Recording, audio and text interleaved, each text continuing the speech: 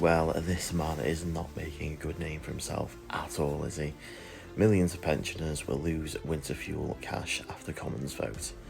So, it went to vote yesterday, and they all voted in favour of pensioners losing this extra winter fuel money.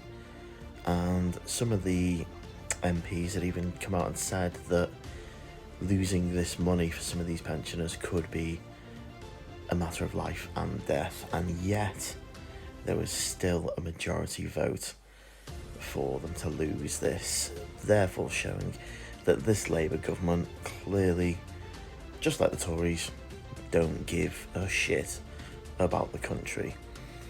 When will we ever see a government that actually gives a shit about the actual people in this country? I, for one, am absolutely sick to death of it.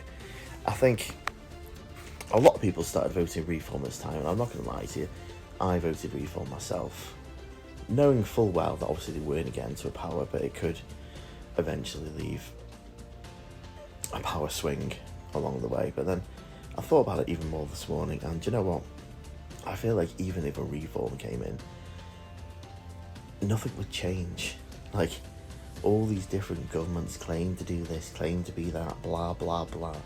But nobody actually gives a shit about the people of the country, like us, the everyday working people in this country, the elderly, even like the young generation that's coming through now. Like, God help them when they're older. Like, most of them go to university and then come out and can't even find a job.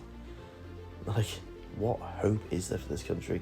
This country is on its knees, it's falling apart, and I feel like every government that comes into power does their utmost to make it worse. They somehow make it worse.